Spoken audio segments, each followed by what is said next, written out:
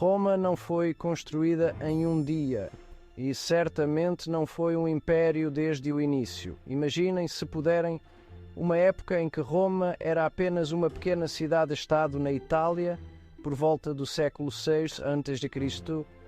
É aqui que nossa história começa, com o nascimento da República Romana. Os romanos haviam derrubado seus reis etruscos e estabelecido uma nova forma de governo. Não era uma democracia como a conhecemos hoje. Era um sistema em que o poder deveria ser compartilhado em um equilíbrio precário entre diferentes grupos. No centro de tudo estava o Senado. Esta assembleia de anciãos estadistas detinha grande influência.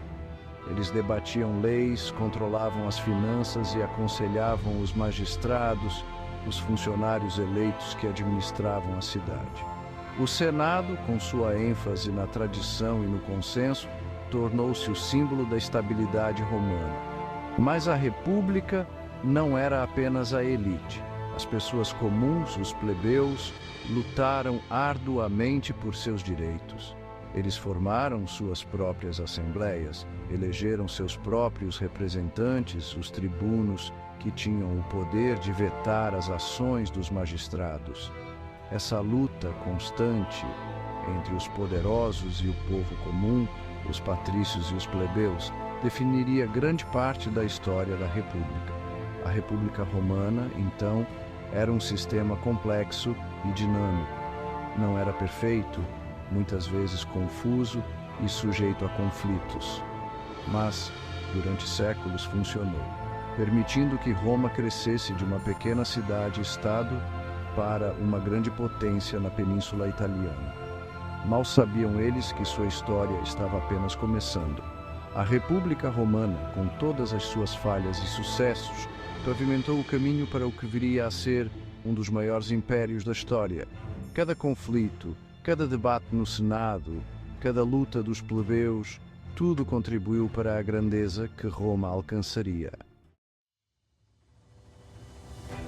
A ascensão de Roma ao poder foi alimentada pela força de suas legiões, que eram conhecidas por sua disciplina e organização impecáveis. O exército romano, conhecido por sua disciplina e eficácia, expandiu constantemente o controle romano por toda a Península Italiana e além, conquistando territórios e subjugando povos. As guerras púnicas contra Cartago, um poderoso império do norte da África, foram um ponto de virada crucial na história de Roma. Esses confrontos épicos, que duraram décadas, colocaram Roma contra o brilhante general cartaginês Aníbal, cujas táticas militares eram inovadoras e devastadoras.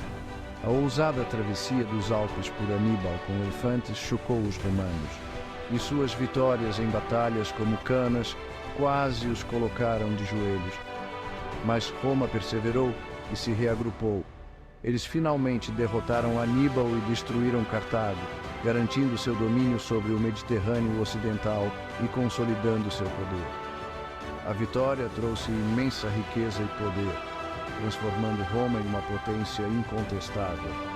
Os despojos de guerra de terras capturadas a povos escravizados fluíram de volta para Roma, enriquecendo a cidade e seus cidadãos.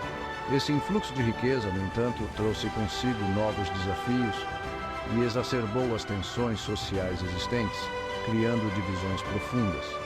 O sistema político romano, projetado para uma cidade-estado menor, lutava para lidar com as demandas de gerenciar um império em crescimento, enfrentando crises de governança. Generais ambiciosos, com suas reputações forjadas em guerras estrangeiras, começaram a desafiar a autoridade do Senado, buscando mais poder e influência. O palco estava armado para uma nova era, na qual os próprios alicerces da República seriam testados, levando a transformações profundas e duradouras. Entre as estrelas em ascensão da política romana estava Caio Júlio César, um general brilhante, um político astuto e um mestre da autopromoção. As campanhas de César na Gália, a França moderna, expandiram ainda mais o território de Roma e encheram seus cofres com pilhagens. Seus relatos cativantes dessas campanhas, escritos na terceira pessoa, o tornaram um nome familiar em Roma. Mas a ambição de César era ilimitada. Ele formou uma aliança poderosa com duas outras figuras proeminentes: Pompeu, o Grande, um general renomado, e Marco Licínio Crasso, um homem de imensa riqueza. Este primeiro triunvirato, como ficou conhecido, era um pacto não oficial para controlar a política romana. O equilíbrio de poder, no entanto, era sempre precário. A morte de Crasso em batalha contra os partos destruiu o triunvirato. Roma estava à beira do abismo. César, liderando suas legiões leais, estava pronto para cruzar o rio Rubicão, a fronteira além da qual um general romano não poderia levar seu exército sem a permissão do Senado. Este ato de desafio foi uma declaração de guerra, um desafio não apenas a Pompeu e ao Senado, mas aos próprios alicerces da República Romana. Seção 4. Cruzando o Rubicão. A Guerra Civil Romana. A sorte está lançada, César declarou ao cruzar o Rubicão em 49 a.C., mergulhando Roma em uma sangrenta guerra civil. A República, já sob o peso de seu próprio sucesso, estava agora dilacerada por dentro. De um lado estava César, um líder carismático, com a lealdade de suas legiões endurecidas pela batalha. Do outro, Pompeu e as forças do Senado, determinados a manter a ordem tradicional.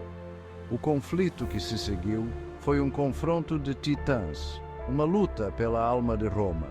O mundo assistiu enquanto as legiões de César marchavam sobre Roma. Pompeu, derrotado e enfrentando probabilidades esmagadoras, fugiu para o Egito, onde foi assassinado por traição. César, agora mestre de Roma, perseguiu seus inimigos através do Mediterrâneo, derrotando-os em batalhas da Grécia à Espanha. Mas a vitória teve um custo. A República, já enfraquecida por lutas internas, sofreu um golpe fatal. A ascensão de César ao poder quase absoluto como ditador perpétuo, embora apresentada como uma medida temporária, marcou efetivamente o fim da velha ordem. Seção 5. Augusto, o primeiro imperador e a Pax Romana. O assassinato de César nos idos de março, 15 de março de 44 a.C., causou ondas de choque em Roma, abalando as fundações da República. A República, já em suporte de vida, parecia destinada ao caos e à desordem, com facções rivais lutando pelo poder. Mas das cinzas da ambição de César, surgiu um novo líder, que iria remodelar Roma e inaugurar uma era de paz e prosperidade sem precedentes, um verdadeiro renascimento. Seu nome era Otávio, sobrinho neto e filho adotivo de César, que herdou não apenas o nome, mas também a visão de seu tio-avô. Um jovem astuto e ambicioso, Otávio, mais tarde conhecido como Augusto, navegou pelas águas traiçoeiras da política romana com notável habilidade e determinação. Ele enfrentou seus rivais, incluindo o ex-tenente de César, Marco Antônio, e a rainha egípcia, Cleópatra, em uma série de confrontos épicos. A Batalha de Áxio, em 31 a.C., marcou a virada decisiva, onde o destino do mundo romano foi selado. As forças de Antônio e Cleópatra foram derrotadas, deixando Otávio o mestre incontestável do mundo romano, consolidando seu poder. Com esta vitória, a República Romana, em qualquer sentido significativo, deixou de existir, dando lugar a uma nova era. Otávio, agora Augusto, tornou-se o primeiro imperador romano, inaugurando a era do Império Romano, uma nova fase na história. O reinado de Augusto marcou um ponto de virada na história romana, um período de transformação e renovação. Ele estabeleceu a Pax Romana, um período de relativa paz e estabilidade que duraria 2 séculos, trazendo prosperidade ao império. Ele reformou o exército, estabilizou as fronteiras e embarcou em um ambicioso programa de projetos de construção que transformaram a cidade de Roma, deixando um legado duradouro.